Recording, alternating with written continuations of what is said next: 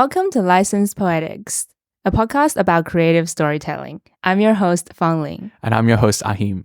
And we have a very special guest in the studio with us today. Vonne, welcome. Hello, good morning. Thank you for having me. Whoa! Woo! Vonne is an ATAC, Audubon, Logie, and SPA Award nominated filmmaker and actor based in Western Sydney. Its credits include Significant Others, The Unusual Suspects, Here Out West, Too Many Ethnics, Tomgirl, and Halal Gurls. He was a participant in the prestigious TIFF Filmmaker Lab 2021 in support of the feature adaptation of Tomgirl and was part of the Talent USA Delegate 2022, sponsored by Screen Australia. In 2020, he produced and co-wrote The Unusual Suspects with Aquarius Films and feature film anthology Here Out West with Co-Curious and Emerald Productions. His latest short, Too Many Ethnics, premiered at Flickerfest in 2023. You did Halal Girls. I loved Halal Girls. You've seen it? Really? It's just a series of shorts on YouTube. I loved it. Yeah, It was great. yeah, that's where it's living now. It was on ABC before. Oh, okay. Oh, wow. Yeah. Were you the That's director? amazing. No, I created and wrote it with there was a lot of writers on it. Oh my God. I love Halal Girls. Okay. So this is the second time we're having filmmakers on this podcast. The last time we had Anya and Emily, and Anya actually introduced me to Vonne. So shout out to Anya. Yes, thank you, Anya. Ooh. Okay, I guess we'll jump into our reading updates. Okay, so I'll start with my reading update. So I've just received this really beautiful copy of Survived by our best friend and also licensed poetics alumni, Stephanie Niu. Our best friend. Wow, yes. She One of is our best friends. Yes, one of our best friends. I'm sure she thinks of us the same way too. You know? Oh yeah, I'm certain of that. I got this book from America all the way, and just have to say that how gorgeous and well curated this book is. It's a collection of poetry. It's a poetry collection chapbook, and it's also her second chapbook. We talk about her first book. What is it called again? She has dreamt. She has. She has dreamed again of water. Yes, that one. Yeah. Yeah, she really is our best friend. Fake friends exposed. So if you want to learn more about her and her first book, you can tune in to our first episode where we talk about that. And then so for this one, I think in terms of the theme, compared to her first chapbook, because she basically wrote most of the book during her research on Christmas Island. So naturally, this book has more of a climate theme. It's more environmental focused. The subtitle is called An Atlas of Disappearance. It comes with all these maps and illustrations of certain regions on the Christmas Island. And also surrounding the coast. Oh. One of the major themes of this chapbook is to warn us about the animals, the species that are going extinct or has gone extinct. I see. Yeah, and then you can see all these maps shrinking, and then their habitat shrinking, and then with these little legends and the remarks of how they used to be living there, and then now it's nowhere to be seen. Also, I was so fascinated by how she used the word small. Okay. Yeah, I feel like this is a really interesting concept, and it's sometimes counterintuitive how powerful the word small can be. Yeah, that reminds me of the book I talked about in our last episode, which was titled Small Things Like These. And then I was kidding about terrible titles that I would name my novel. And I was saying how funny it would be if I title it When Big Things Were Small. I mean, I kind of like it.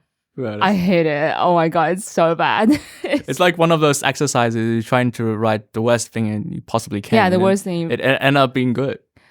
I dare you to come up with a worse title than When Big Things Were Small for a novel. Imagine if you work on a novel for 2 years and you call it When Big Things Were Small.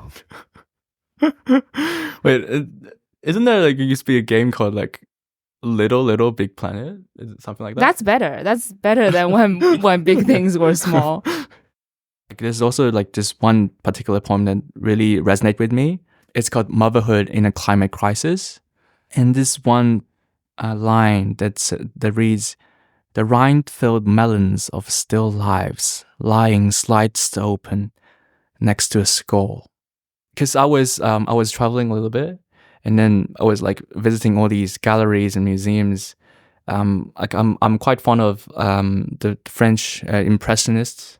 I was just like admiring their works in a gallery, and then like all these still life portraits. It makes me think how bizarre this combination of word is. If you think about it, like still and life, like they're diametrically opposed almost. Like being still is like being like inanimate, death. But like life is vibrant, it's lively. I think the origin of that category is just to make the everyday like ordained objects and art. It's also like a contemplation of life and death in itself. I think that's quite beautiful. Yeah, I kind of get it. It's like photography, right? Like Yeah. when you take a photo, like, you know, you capture a life, and that capture in itself is death.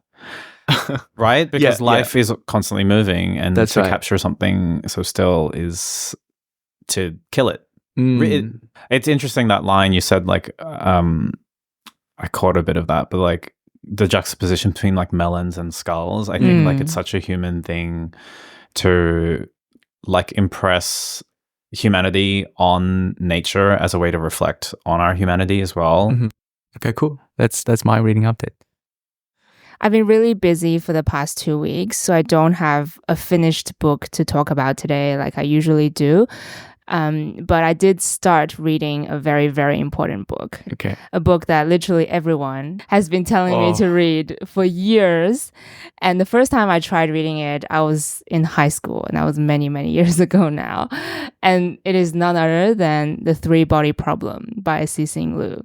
I mean, it's good, but it's not as good as the ones like all those big names like Isaac Asimov or like Dune. Right, okay. Yeah. I just think it has its place, but it's not. yeah, it's, I guess, just in terms of Chinese literature, it is a pretty significant work, and it's like sacrilegious that I still haven't read it. So I'm working hard to correct it. I'm about halfway through the book right now. Okay. And I think I already have some thoughts, but I'll save that for the next episode when I have finished the book, because I like to give a review after I finish the whole thing. Okay. And I know Achim has watched the Netflix adaptation recently. I only watched the first 4 episodes. How many episodes are there? I think there are 8. Okay. I'll just give an overview of the story for any listeners who aren't familiar, and then you can tell us what you think about the 4 episodes. Okay. Okay, so the title, The Three-Body Problem, is, well, it's a sci-fi work, obviously. And then the title is actually a reference to a real problem in physics. And I'll just read the Wikipedia definition. I looked this up too. Did you? I was like, what is? Yeah. So like it went in like really heavy into like astrophysics and just like conceptual physics. Yeah, I can tell that even from just the hardcore. beginning. It says, in physics and classical mechanics, the three-body problem is the problem of taking the initial positions and velocities of 3 point masses and solving for their subsequent motion. Mm-hmm. Unlike two-body problems, no general closed-form solution exists, as the resulting dynamical system is chaotic for most initial conditions. So I think it's that idea of chaos, right? And then even from the beginning of the book, there is already a mention of that. They mention this problem of the turkey and the farmer. Yeah. So imagine there are a bunch of turkeys living in an enclosure on a farm, and then they observe that every Wednesday the farmer comes in and gives them food. And then so the turkey physicists observe this universe, and then they come to the conclusion that every Wednesday food arrives from the sky. And then so they make that into a law, and they think that's how the universe works.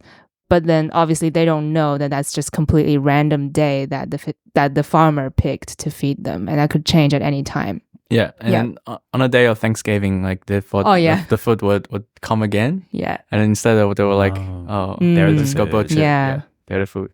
Yeah, so the story starts, we follow this middle-aged man who is a physicist. So middle age is like 30s. His 30s. Is he? What? Okay. Well, That's middle age. yeah, this book, very importantly, is set in China. Okay, so we follow him, and then he gets invited to join an investigation into the mysterious suicides of many renowned physicists around the world. So something must have happened in the field of physics that have caused all these scientists to kind of like give up on their life's work or realize that their life's work is meaningless, and a lot of them committed suicide around the same time. But then as soon as our main character accepts this invitation to investigate, there's this mysterious woman who is involved in like a World Physicist Association, calls him up and tells him to stop the investigation and also to tell him to stop his own research in physics. In nanophysics, right? Nanophysics, exactly. So it's kind of like he's touching somewhere, like he's reaching a point where he shouldn't be asking any questions anymore, almost. And then he notices something really strange happening, that whenever he takes photos on his film camera, he sees a string of numbers on every photo. And those numbers are a countdown, counting down every second, and then the numbers are going down, right? And then, so it started out as photos, and only when he takes the photos will he see the numbers. When someone else uses the same camera, they don't see the numbers. But then it became like he would see those numbers everywhere, like on the back of his eyelids almost, that the numbers are constantly going down, and it's going down. But then the moment he paused his own research, like the woman asked, the countdown stopped. So it's like, what is going on? Is someone controlling the entire universe to target him, kind of thing? And so that's kind of the beginning of the story. And then there's also a lot of flashbacks into China's cultural revolution period. I can't wait to find out. I think it was a fantastic opening, and I'm really hooked. Yeah. Really? I'm really hooked. Are you sure about that? Yeah. Okay. Well, I thought the numbers going down thing was intriguing. I want to know what happens next. Okay. So first of all, I'm so glad that you're finally reading it, and then I think it's of a monumental significance in terms of Chinese representation in the sci-fi industry. Yeah. But I do have my like reservations for the opening of the story. Really? I think it's quite slow. Like the rhythm, the cadence is quite slow. Like just like the points that you mentioned about like handling the cameras and then trying to see what's going on, and then like he gave his camera to others, his neighbors, to let them try it out.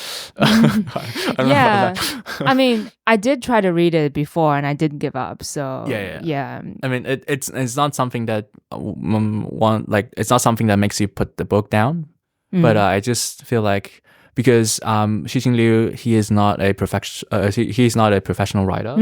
I was gonna say that in the next episode. Yes, because you can see the engineering background in his writing. Like he's And then he almost wrote the book underground. So he was like writing it at night basically, and then he has to go to work during the day. Yeah, it's quite tough, and then you can see how like his language is a little bit abrasive. It's like it's dry, very rustic sometimes. Yeah. But yeah, like I think the book is definitely worth reading. And then like in terms of the Netflix adaptation, I'm just gonna say like the castings are really interesting. I've heard it's not even set in China anymore. No, it's set in London. And it's set in like 2024. What? It's set in current time, and I think it's quite brilliant. For those who don't know, the showmaker is the ones that make Game of Thrones. Yeah. Right. Yeah, and then they brought most of their casting crews on board again, and then wow. Yeah, it's pretty interesting. Like I'm especially impressed by the portrayal of the young Ye Wenjie. By that's in China though. By Cixin. Yeah. Okay. Yeah, it's really nice. Yeah, that's my update. That's my update for now for the 3-body problem. Please follow us on Spotify if you'd like to hear my complete thoughts in our next episode. I can't wait. It's not going to be all good. Of course not. Vonne, would you like to share what you're reading? Sure, yeah. The last book I read was Tales from the Café by Toshikazu Kawaguchi. It's the second in the series from, I think the series is called like Before the Coffee Gets Cold. Oh, I've heard of that Oh, one. okay, cool. All right, because I mentioned it before and everyone was Yeah. like, what are you talking about? I think everyone has heard of Before the Coffee Gets Yeah, Cold. shout out to my friend Nat who introduced me to the series. Yeah, he's like a playwright who turned into a novelist, and you can definitely tell because his writing is very present, like it's very immediate, which I actually really like. It's a really light read, and I think it tackles time travel in a really fun way. Wow. So obviously, it's about a cafe where you can travel back in time or to the future in this book. Spoiler. And you can sort of see loved ones, but there are all these rules in place, like you can't stand up, you have to finish before the coffee gets cold, you can't actually affect the present as well. So anything you do, it's won't actually affect time. And it's really interesting because I think it kind of looks at time travel from an emotional lens, because it's really about like what you get out of the experience instead of what impact you have on time. So yeah, I really enjoy the books. Did you say this is the second book in This the is the series? second book. I think there's a third one too. Okay. But there's a bit of a time jump between 1 and 2. I think 7 years. Is it set in Japan? It's set in Japan. It's set in Tokyo. So yeah, it's a pretty good read.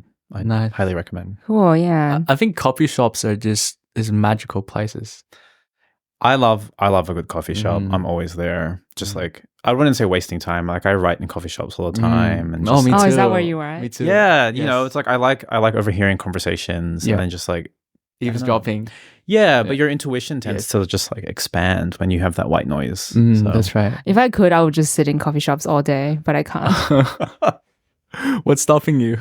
Work? My job? Oh, God. Oh God, doesn't sound good. But yeah, I really like how you said that, to view time travel in a emotional scope. Yeah, I was really intrigued by that as well. Yeah, because you can't actually change. I believe this too. You can't past. actually change time, and I think this is one of the only time travel stories I've seen that really has that. It's like there are just certain rules you can't break, but people go to the past anyway. It's like one of those questions I saw. It's like, if you are in a room with everyone you've known in your life, who would you look for first? If you're in a room with everyone you've ever known, Yeah. who would you like go to first? Yeah. Who would you look for first? Wow, that's a deep one. Yeah. I know. I have to think about it. And I will not be sharing my answer. Oh, probably my brother, to be honest. Hey, that's an idea for a story. A room with everyone you know. Yeah. What? We just titled it. There you go. Oh. That's not a bad title. That at is all, pretty good, compared actually. to when big things were small. Coming to screen in 2026. That's it for our reading update. I hope you've enjoyed it. Cool.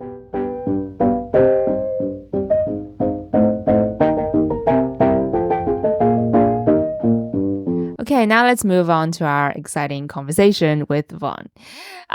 Something that I guess just as a writer, something that you brought up before was the idea of transmutation and using that in the creative process. Yes. And I actually had to look it up. I had no idea what it meant. And I think what you might mean by that is sort of taking your own experiences, and like transforming that into a fictional narrative. Do you think that's what you were mean by that? Yes. I mean, I say transmutation because I think it's such a definitive word. I kind of mean more the emotion, or like it is experiences, but it's the emotions around it. Because emotions are, they're always present, right? Like it means that you're present. You're happy, you're sad in a moment. And I think taking those, that kind of energy and transmuting that into a creative work is really powerful.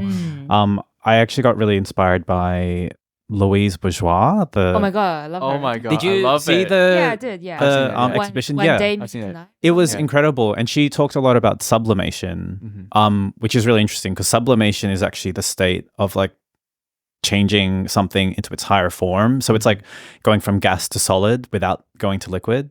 And I thought that was like such an interesting process that she kind of talks about. I kind of like transmutation more because I think it's a more fluid process of changing something into something else. So it sounds like an alchemic process. well, that yes. Yeah. Well, I'm very spiritual in that regard. I love alchemy. I love the occult. I will tell you that now.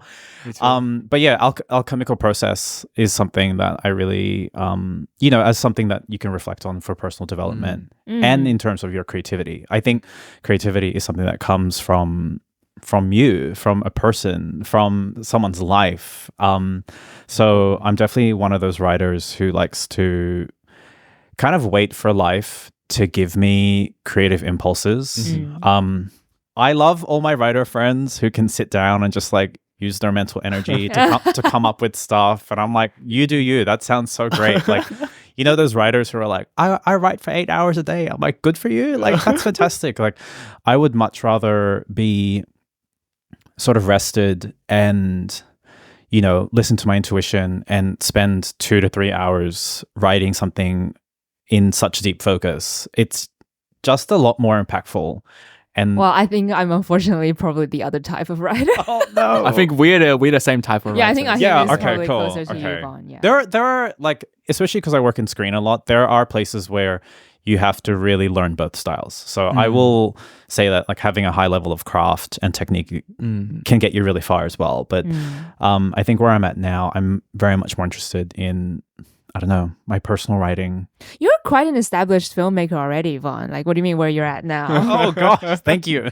You must have have a quite high level of craft and technique to get to where you are now, right? It's so dependent on form because like in TV, especially when you're doing a writer's room and you have to like match voice, which is something that takes a lot of craft and skill. What's match voice? It's like, most TV shows will have like a head writer or a showrunner or someone will write the first episode and you have to do your best to match the voice of that. Is that how it I works? see. Yeah, and that's how TV shows get written, right? It's like someone will come up with kind of the tone and voice of the show and then all these writers come in and they have to Emulate that style. emulate the style. That's fantastic. I think that's probably how like animation or manga works as well. Like the assistants have to draw in the style of the head creator, right? Yeah. It's a really interesting process because like Wow, that sounds like a challenge. I definitely see them as good challenges because it's a chance for my technique and craft to grow, but it's not right now I'm kind of concentrating on my features because I think like I'm writing 2 features right. Well, I've written 1 feature and I'm in the middle of another feature right now, and it's just a lot more freeing creatively because it's like my voice 100%. You definitely be limited if you're trying to like create someone else's voice. Yeah, the only thing is you get paid really well in TV. So there are a lot of TV writers, especially in Australia, who just jump from show to show and they're making a killing, and it's great for them. And I think every creative gets to decide what path they want. I definitely kind of got off that escalator, I like to say. As in, It's like a mercenary. It's like a hide gun. Yeah, well, that's how I kind of see it. Like I've loved every TV show I've ever worked on. I still want to work in this industry, but I think I just got to a point where I was like, I'm not feeling like I'm advancing the way I want to. I have all these stories that I want to tell, and my craft and technique is sitting at a place where I'm comfortable stepping away. I'm still, my agent pitches me for certain things and I take meetings, but I think I'm at the point where for something to take my time, I really have to be excited by it. Like my soul has to be like, I want this. And Anya talked about this in her episode where she says she wants to write something on spec in the future. So I guess that's what you're doing now, like you're writing your own stories. Yeah, I mean, I am a filmmaker who's like, I'm also a producer, director as well. So I kind of have a very strong business background. So spec, like, air quotes spec, it's not really spec for me because I can fund development for most of my stuff and get paid as a writer. Like my business pays myself. But yeah, definitely when I was writing the first draft of Tomgirl, which is the feature adaptation of my short, that was written on spec. I got shortlisted for the Sundance Lab. So Sundance Writing Lab, they do it every year. Basically, you want to get shortlisted for it because you can put it on your like Nice. bio. It's one of those things where you're just like, wow, I got shortlisted. But I had to write the actual feature draft for Tomgirl on spec for that, and that was the first time I'd ever done that. And it's kind of a bit of a gear change because like I had been working a lot in TV where every draft is like commissioned and there's a very strong pay structure that you follow and a pathway. And then I was like, what do you mean I have to write like just spec? on my own, like, without getting and I was paid? like, and I don't I don't have what, instructions. yeah, What it's do I like, do now? and what do I do with this? And like, what? It's just going to be a script that's That's floating in. honestly my life. Like I just write like without any hope of it ever being published or getting paid for it. But I totally respect it because then like, you know, you come back to that piece of writing and you're like, wow, I'm so glad I did that work because it's there. It's entirely me. yeah, that's right. And I guess that's the other side. I do see you shine through the whole Tomgirl. I think it's very unique. Well, It's beautiful. thank you. Okay, should we talk about Tomgirl now? I guess. Let's do it. Yeah, I watched it this morning. So Tomgirl is about a 10-minute long short film. Yeah. We see this young Filipino kid who is bullied at school, and he goes home and He's bullied for being gay, right? Yeah. Well, you know, they're calling him Bakla, which is Filipino for gay. Yeah. So at home, there's his mother and his uncle Norman. Yes. And his uncle Norman turns out to be like an amazing mentor and friend to this kid. And it's a really moving short film, and I think it's very well done. Lots of things packed in 10 minutes. Yeah. And I love the texture of like the interior of the house or whatever. It feels very like immigrant household. Oh, that's my household. So. Oh, Really? Yeah. Wow. Transmutation. Of course. Yeah, exactly.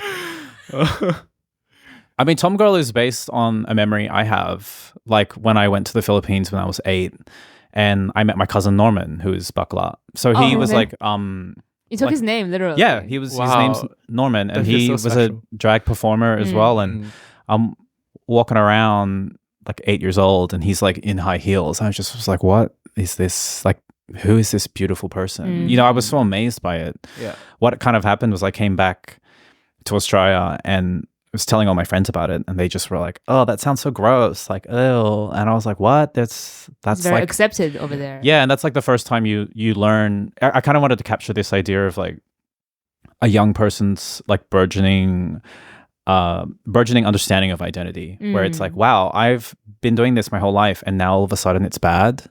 Like, you know, it's like I want to play and just like play around and do whatever, and then there's always this precise moment, especially I think for boys, that we don't talk about often, where there's like a societal identity that's put on you, and It's you're like, imposed on you. yeah, and you're like, no, you can't do that anymore. Yeah. You're 9. Yeah. Like, come on. And I wanted to just reclaim that in a 10-minute short. Wow. You totally did. Very Norman, audacious. the actor who plays But Norman it's is really very nice. iconic. Yes, I- Marcus Rivera. I love Marcus. I've actually seen him live. Oh, he's incredible. Yeah. He's incredible. He's also a singer. Yeah. Yeah. But He also what, sorry? A he's singer. a singer. Oh. Yeah. He did all his own vocals. He's incredible. Yeah, he did sing in the short. Yeah. That was I a mean, beautiful moment. He is very iconic, and he stays in the character extremely well. Do you mean when you saw him live for the musical? Like for every character that he does, like Yeah. he stays in the character. Yeah. It's very beautiful. Like I just noticed that like most of the dialogues were in Tagalog. Yeah. Yeah. Was that intentional? Yeah, I mean, again, transmutation, right? Like, it's so interesting looking back and kind of talking about my career. But Tomgirl was the first big step for me in Sydney. So I'd moved back to Sydney after drama school, had no money, and this was the first thing I got commissioned for, Wow. like for my new film career. And I kind of moved back to Sydney to kind of reconnect with my parents because I'd been living out of home for so long. And one thing about them that's very apparent is they're Filipino. Like I'm obviously Filipino. And it was something that I'd felt really disconnected from. So coming back to Sydney, I was like, you know what? I feel like I have to maybe reconnect with Your roots. my roots, like especially my parents. And Tomgirl kind of came out of that frustration, you know, with dealing with their choices as migrants. Like I wasn't taught Tagalog growing up, so I can understand it, but I don't speak it. I have that very fractured understanding of it. which is changing now because I have learned a lot more. But I wanted the short to capture that feeling of being bilingual, where you can understand everything that's being said, but you can't communicate back. Because I think At the end, he says one little sentence. yes, he gets a bit back, and I think Justin, that's the like kid, a little. It's a little, a little taste of where his future lies. So. I just feel like it's just so special in terms of being a writer and then be able to it's almost like as your debut almost, because it is something that you wanted to do. Yeah, it's a very strange film in a way. I've had to constantly go back to that film too, because that was it's the first time I got commissioned. And I think as my career grew, new art forms came in. So I started playwriting as well, writing for performance, writing for TV.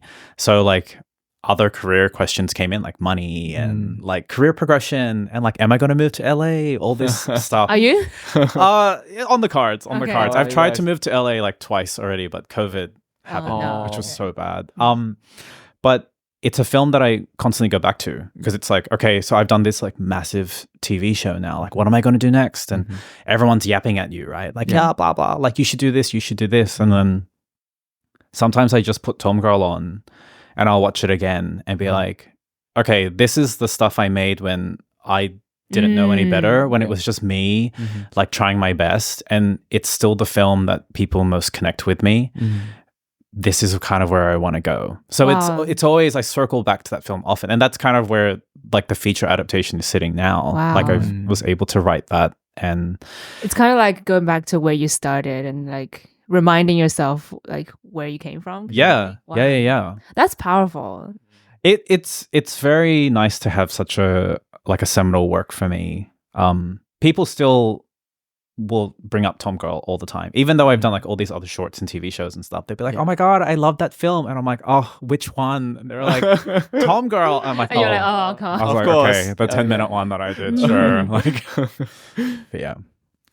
Okay, so what does it feel like that now you're like working on those longer ones, those like TV series? How does it differ? I love working long form. I think if there's any filmmakers out there, or writers who want to get into film, I kind of really like this piece of advice, which is like avoid doing shorts. Oh, because shorts are really important to get your name out there, but shorts are a very hard art form. Yeah, I really agree. hard art form. I totally agree. Short stories are so hard. Yeah, short stories are really hard, right? And when you get trapped in the short form, it's really hard to break back into the long form, because I think most of the schools, they teach you screenwriting, like, long form character arcs that have to play out over 100 pages. And then you make a short, which is 10 pages, and then your writing just really changes. So, I've really loved going back to long form, especially features, because it's kind of like with the Tomgirl thing. I feel like I've gone back to like relearning all of these skills I had as a writer that I had to kind of let go of, if that makes sense. Yeah, I think in terms of like literature, I think short stories are definitely more artier than a novel. That's why no one buys short story collections. People only buy novels. Exactly. That's why I respect Borges so much. Yeah, he's a short story writer. Yeah. Short stories are so hard. Speaking from experience.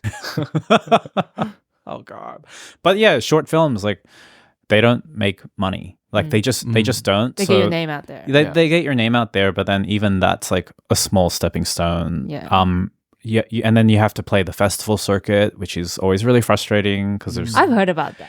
It's tough. It's really tough. And then I think one thing filmmakers have to learn, especially writers, is like branding, like your artistic voice and all that stuff, and you have to manage that, and then manage your artistic profile, and it's a lot of noise. And I think if you write a feature and get it made, it just sets your career up. I like what you said earlier about like a business background. I guess that's like the business side. Yeah.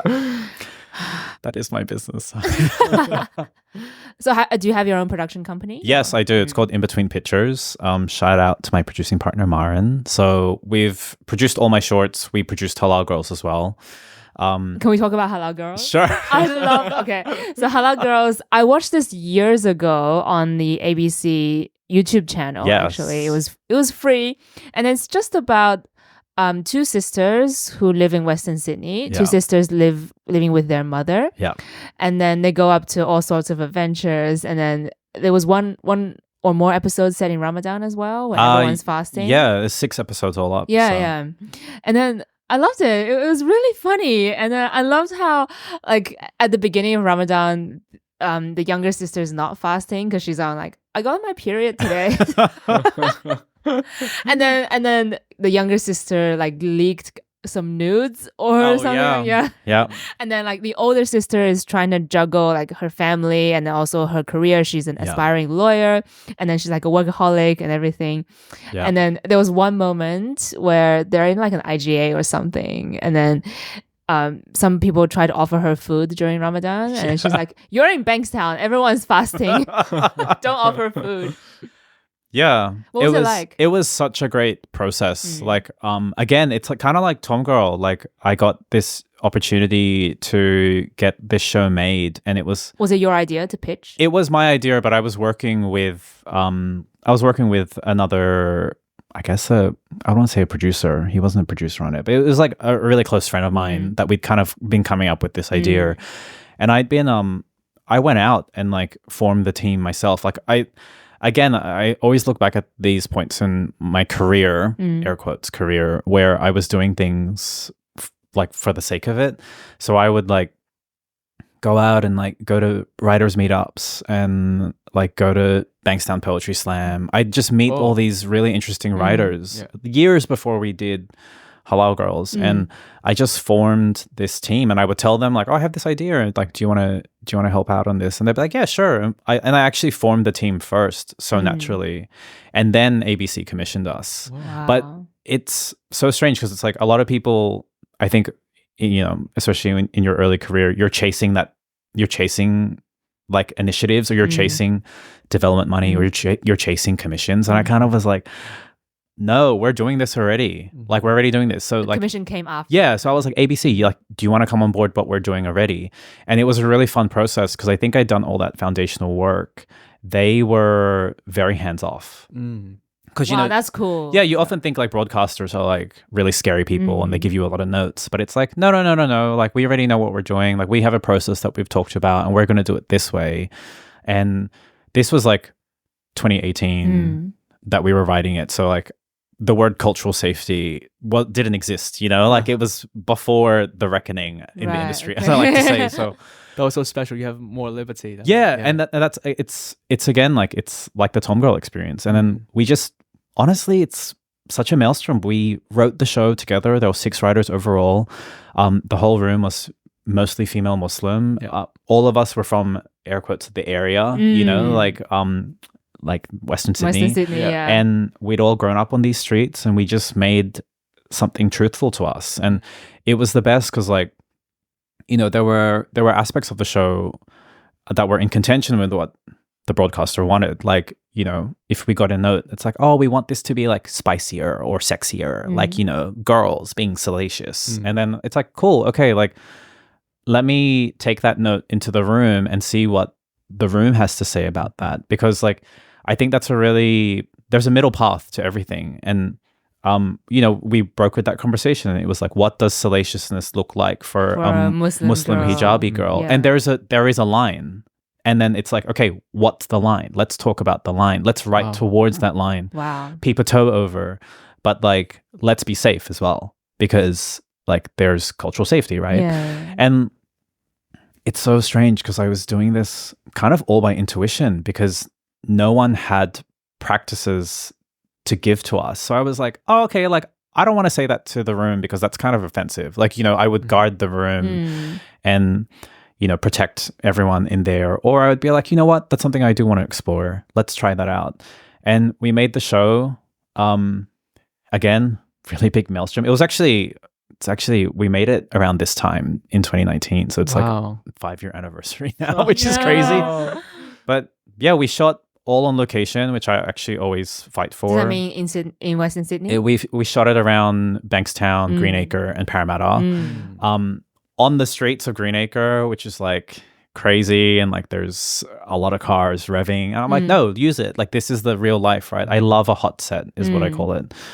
And then, yeah, we made the show, we edited the show, and then we finished. And it's quite funny because like the broadcaster definitely had notes on like in post. I think it's because like, you know, in post, like it's like editing and color grade and sound. It's like, it's where they were comfortable. It's like, oh, we don't want to touch the cultural stuff, but like, I can tell you where to edit. And I'm like, okay, cool. Like, go ahead. It's fine. We invite you into this. And then the show got released in October and it was a complete surprise. Again, it's kind of like Tomgirl. Again, like we had no idea. We just made this show with so much heart, you know, and then everyone found it. And it was how like, does the feedback work in the film? When you release it on TV, how do you get a feedback?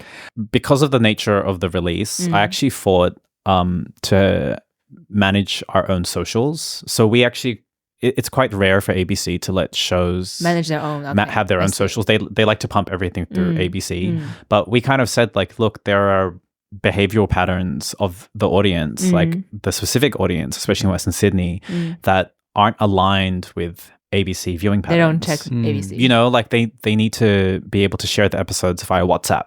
And like, is that something we can facilitate? So they encouraged us to do our own socials. And that was a really good way to kind of like, in a way, capture the conversation. Gauge what people are thinking. Gauge, like, you know, as the minute progressed, like as soon as the trailer dropped, we saw like the reactions. Wow. But it was also a really nice way because like it siloed the conversation. So, you know, like ABC didn't get any backlash. Like there was no real backlash because in our own socials, when people were like, oh my God, this show is like, you know, horrifying, this shouldn't exist, the community itself would answer. So we didn't actually do anything. We just let the conversation run. And it's like all these people being didn't like, have to modulate. yeah, it's like, wow, this is haram. And I'm just like, well, let's see what happens. And then, you know, 10 people come to the defense of the show being like, no, this is real. Like, and I was like, well, there you go. And I really liked that experience because like I learned so much about audience cultivation and audience building as well. Audience cultivation. Yeah. Love that. Very technical. Yeah. And then, you know, learned a lot about how to move an audience across platforms as well. So we debuted on ABC iView and we actually did have broadcasts as well. So we were on ABC TV Plus 2. I think we screened a few times on TV. But I really fought to get onto the ABC Comedy YouTube channel because that's where I found it. Yeah, because I was like, we get so many DMs. We're getting too many messages from people across the world. We need this to go global, like instantly. So they put us up like a week later and it blew up. It really blew up overnight. It was really crazy. Wow. So good. Congrats. Yeah. I just want to ask, so we've talked about how the audience perceived it. Yeah. And I want to know, like, in terms of your own writer perspective, your introspectively, how would you rate if your work is successful or not? This answer has definitely changed over the years. Again, like Halal Gurls, I'm so thankful for because it was my first time working in TV and working with a broadcaster. You know, I went on to do like The Unusual Suspects and Significant Others, like really big shows with broadcasters too. And broadcasters are really audience focused, which is... That's how they run the business. Yeah. Which is the business reality, right? You know that going into a room. Is it the most fun note to get when you're writing? Not really. What will the note say? You know, it would be like, what does our audience think? Like our audience is senior 55 plus. Like, are we writing towards that? And you're like, okay, like, I guess we, you know, like, but these are business realities. Reality checks, kind of. I think for me, you know, with my years working in TV, I definitely used to judge everything off ratings and like numbers and like views, etc. Nothing better than a humbling experience to kind of change my mind about that. Yeah. Now I don't want to say I don't care about the audience, but I really have to serve myself first. Yes. Like any project I'm working on, again, like my soul, my spirit has to be the one that's like, I'm engaged, because I firmly believe that if you're creating from a place, the place you create from is the place that the work is received. So if you're I don't want to like shots fired or anything like that. But I firmly believe like if you're writing like if you're writing a TV show and the room is really mechanical and really structured and like, I think the audience is going to want this. The audience will sense that you're spoon feeding them shit that they didn't want. Like it's like, I don't like this. Yeah. I think truth and honesty and transmutation of like actual emotions and experiences, like I say that's the most impactful way to gauge an audience's experiences, but you have to be writing from a place that's processed. Like you have to heal. Like if you're writing like a breakup story, I firmly believe that you have to do the work to actually process and close I completely agree. and close the wound in order for you to actually write. To look back and then reflect on it. Because you're writing from a place of like healing and the audience can trust you to go on that painful journey that you're putting them on. Now that you're healed. But they can trust you. I think... Exactly. I love that point.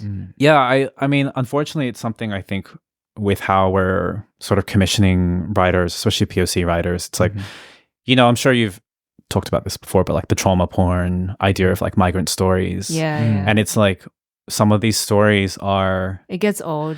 Yeah, and some of these stories are coming from writers where the experience is in situ. Like they haven't healed from it. They haven't dealt with it, or they haven't looked at it, or they haven't processed it. So what happens is like...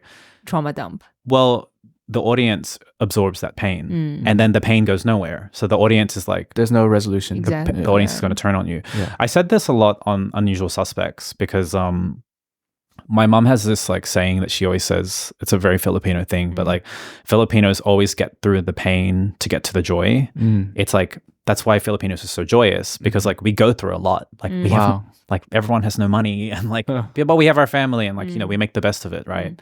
And I just kept saying this when we were making the show. It's like, there were some story tendrils that didn't feel like they'd been resolved or that we wouldn't talk about, especially if they were like close to racial divides, like in the show. It's like, no, we need to talk about like, what does it mean to have a Filipino nanny for a rich white woman? And what's the power dynamic? And I'm like, don't shy away from this convo because like we as writers, we have to solve this now because the audience will absorb anything unresolved. And the audience can always tell. I really think the audience can tell. So like, that's so powerful. It was good. I mean, we were lucky we made it during COVID actually, because we had more time to dive back into the writer's room and do rewrites and really talk at length about like, okay, like we have to really nail like, what does it mean to be a migrant Filipino in 2020 Australia? And like, what are the actual racial dynamics? And like, what am I feeling about this? And it's always nice to cultivate, space to have conversations. Yeah. And then the audience can go through the pain, but they leave with the joy. And exactly. I think really feel it's great that you have that awareness. And then I actually think this exact thing about My Dark Vanessa by Kate Elizabeth Russell. It's a book that I read last year. And then my main critiques of it is that as a reader, I can tell that she's not writing from a place where she has like healed completely. Yeah. And then it is frustrating to read that as a... You can really tell. I think it also takes a very advanced skill to kind of read a piece of work like that. Like, oh, this person was going through this. And I can kind of do that with scripts. Like I love reading a script and then you can see the psychological blocks on the page. Like you can... Whoa. That's so humbling. Like if you tell them that, that's so humbling. Yeah, but it's like, I feel like you keep avoiding this topic. Yeah. There's a reason. Like, it will show up. But then what if they say the point is that this character hasn't healed? But then I will say to them, okay, the character hasn't healed, but you as a writer has to have. Yeah, you have to, because you need to know, you need to find the light on the other side to be able to write the darkness, right? Like, it's. I totally agree. I just want to say a lot of POC writers don't want to hear it. Oh, I really think so. They don't want to hear it. So but not just POC writers. No, I think young writers in general, they don't want to hear it. Yeah. Well, yeah. I don't want to come for the millennials. Yeah. But it's, I see it a lot. Yeah. I just think that you really make me like looking forward to the screenwrite scene because you know how writing can be very lonely sometimes. And then the point that you just go into a room and then you explore Yeah, this that sounds idea over like great. a conversation or like a corporation. I think that's just something so beautiful. Well, I've definitely taken the writer's room model into my other works now as well. So like, you know, oftentimes in features, it's just like we talked about it before, you're just writing on spec, you're just one person in the room. Now I'm like really drawn to like theater development, you know, where there's like dramaturgy and there's actors on the floor and you're reading out a script. And I do that in features now. Like I'll finish a draft and be like, I want to end with a cast read through where we're all on the floor, like, and actually get it up on its feet. And it's been a really fun, a fun stage of where I'm at, because sometimes people are like, why are you doing this? This is not, if I ever hear the words, this is not how it's usually done, I will always do it. Nice. Because I love it. It's such a contrarian. Yeah, because well, I'm an Aquarius moon. What can I say? But it's like, why are we have to mandate the creative process to be the same everywhere? I think every film needs something different. Every project needs something different. And if you have all these, like I feel like I've collected all these development tools from many art forms and I just throw them in, you know. Wow. Is this usable? Very usable. Very usable. So speaking of going against all these conventional norms, have you like noticed any sort of changes in the film industry over like over the years? Oh God, shots fired here. Yeah, I have. I mean, I definitely think the approach to diversity has really changed. I think when, like, you know, oh man, 2020, 2021, when like diversity was all the rage and there was like anti-rage, you know, it just was getting so crazy with all the diversity initiatives and stuff. I feel like as an industry, we're getting better at how to handle that as well. I definitely think writers have learned how to stand up for themselves more as well. One thing that was really hard to get over, I think from a personal lens, but also something I saw in a lot of my friends, was like feeling disempowered in situations when you're the creative.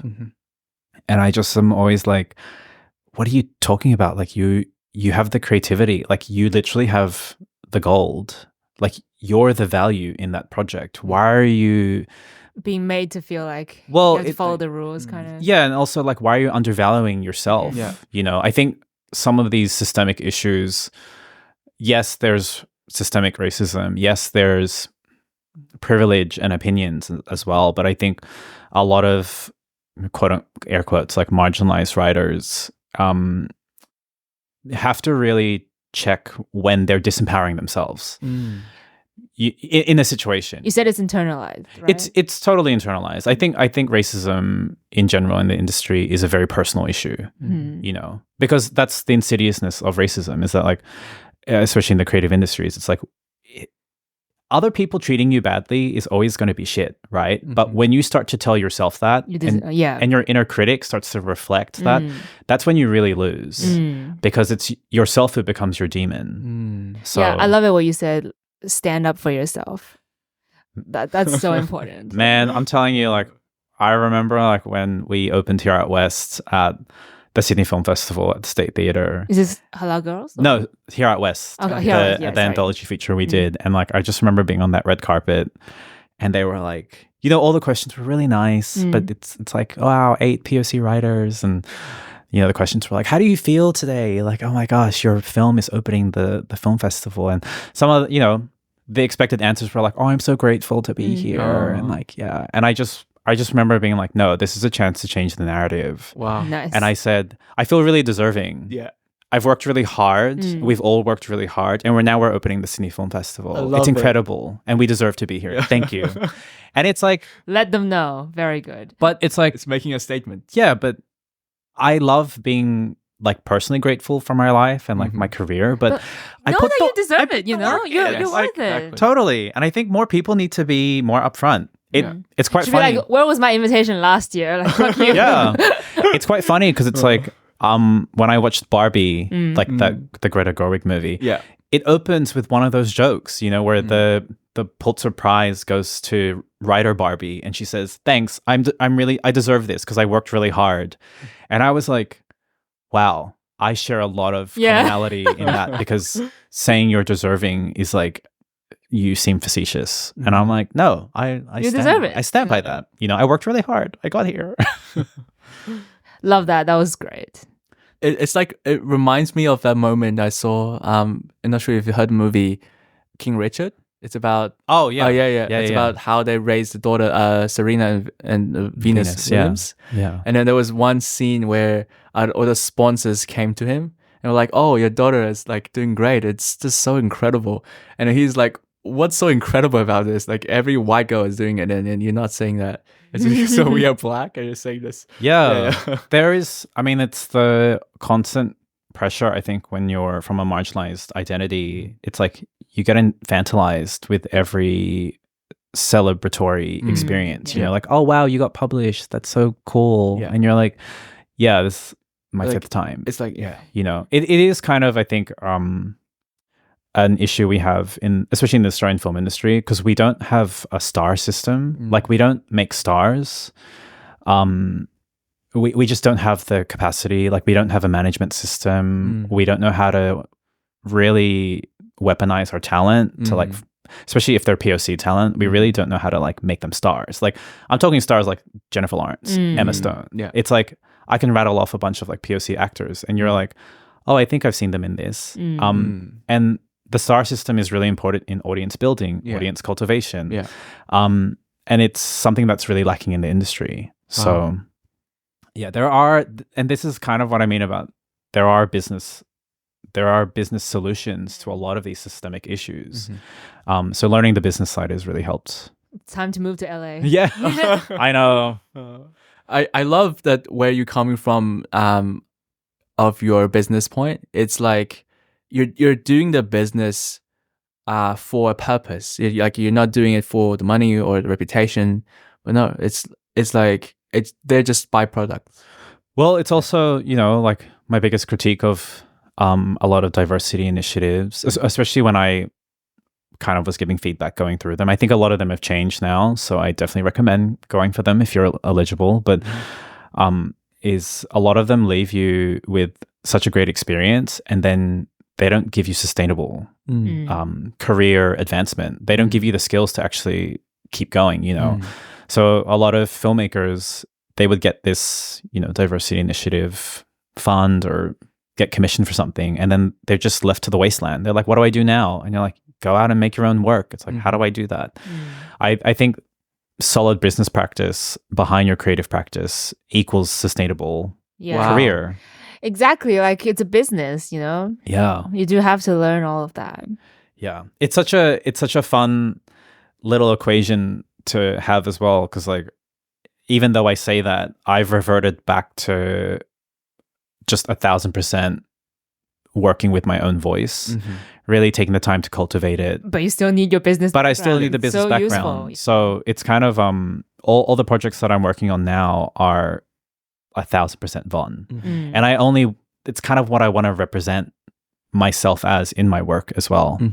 So it's like you can be an amazing singer with like a really great vocal, but if you just keep singing copies of other songs, like, no one's, you know, or if you're singing in your bedroom, like no one's going to hear you. You're replaceable. Totally. Yeah.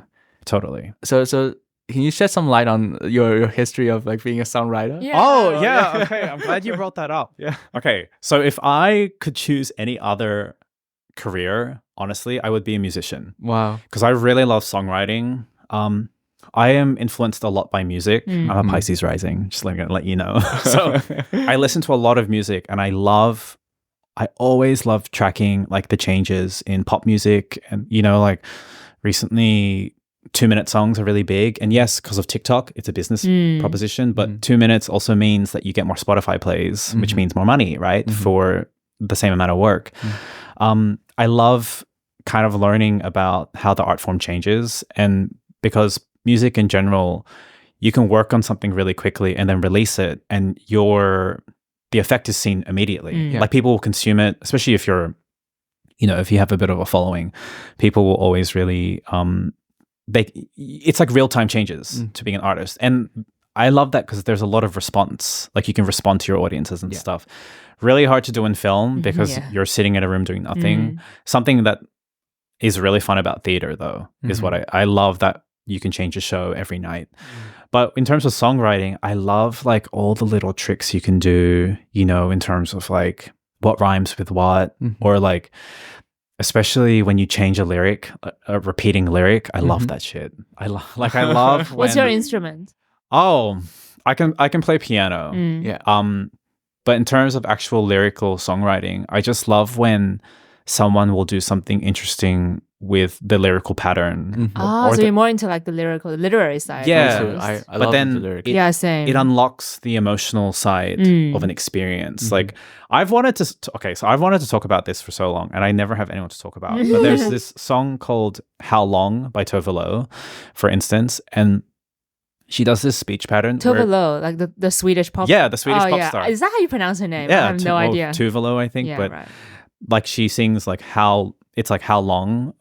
But she always in the chorus she says how long. Like she repeats how, and I'm like, okay, repeating how means that there's a desperation that's setting in, because like how long am I going to wait for you to actually love me? That's what the song's about.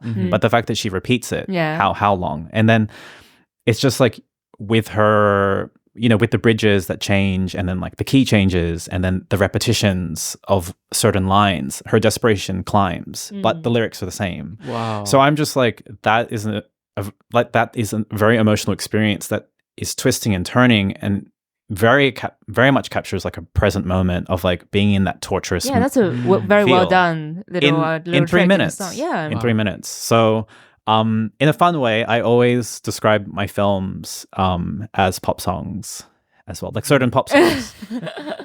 So Tomgirl right now is like, it's like an ABBA song. Okay. Do you know what Dancing I mean? Like, Queen. yeah, like a really solid chorus with like a bit of a melancholy verses. I like that. But then it ends in a banger. You know what I mean? You know, my favorite showstopper. favorite fact related to this is that Red Hot Chili Peppers. Yeah.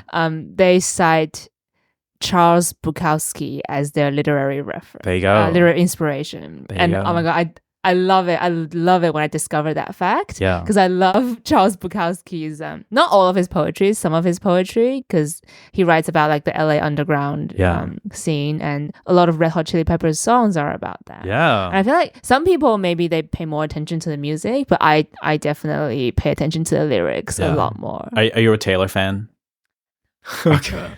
I don't really listen. I think she's a really good lyricist. Right. Okay. Though, I don't really listen to her. I'll try. I like her lyrics a lot, but I just love how you said like you're comparing your own films to songs. I do it all the time. Yeah. I like, it's something that I've secretly done and I've always shied away from, but something I'm more vocal now. I mean, I do this a lot. Like I have references for like what the soda will be like. Like I'm writing a road trip movie right now, and it's gonna be like Fanta, like super acidic but citrusy, you know, and then like and sticky, But with zest. Yeah, with zest. But it's a fun ride. That's when in our previous episode, Achim compared a book to a seltzer. Oh, I love seltzer. Yes. That was a great discussion. Thank you so much. My pleasure. I enjoy so much every bit of it. Okay, that's it for today's episode. Thank you so much to Vonne for the excellent discussion. Thank you for having me. We had so much fun, and we learned a lot. Shout out to Vonne. Yeah. That's it for this episode of Licensed Poetics. I'm your host, Fang Ling. And I'm your host, Achim.